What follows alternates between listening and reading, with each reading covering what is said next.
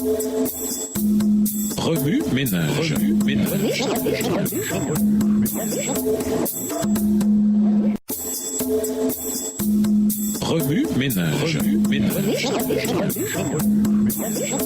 Bienvenue dans votre émission. Remue ménage. Nous voilà à la leçon de mercredi. Invité quand on veut obtenir plus. Pour Dieu, la connaissance est tellement importante qu'il en a fait un élément essentiel de l'expérience d'Adam et d'Ève lors de la création en plaçant un arbre de la connaissance au milieu du jardin. Genèse 2, le verset 9. Eh bien, c'est précisément sur la base de la connaissance que Satan essaya de tromper Ève. Il affirma que si elle mangeait du fruit de l'arbre, elle serait comme Dieu et aurait la capacité de connaître le bien et le mal. Jusqu'à ce moment, Ève n'avait été exposée qu'à la création de Dieu, déclarée très bonne. Genèse 1, le verset 31. Satan prétendit qu'elle avait besoin de connaissances supplémentaires pour atteindre une sphère plus élevée. Genèse 3, le verset 5. L'histoire de la chute d'Adam et d'Ève nous apprend que plus n'est pas nécessairement plus.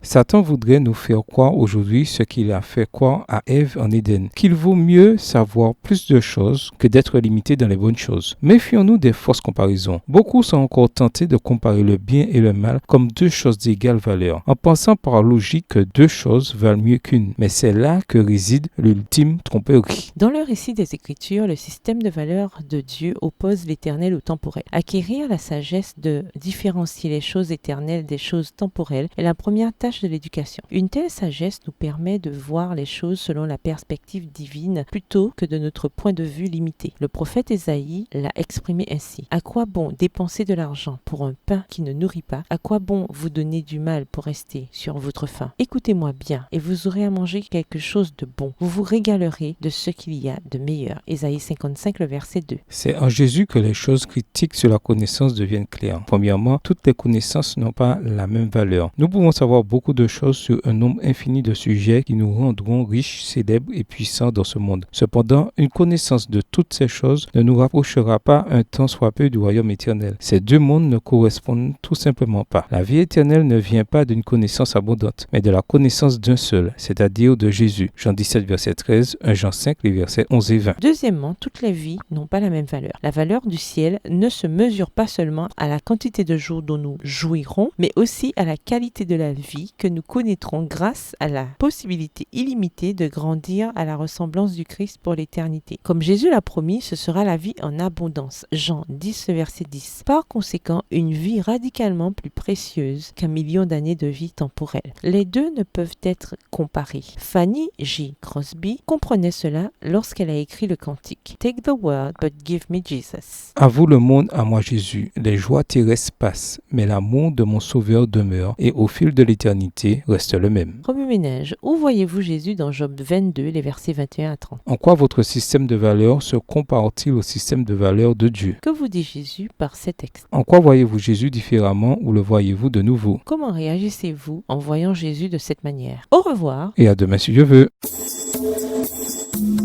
Remue ménage. Remue ménage.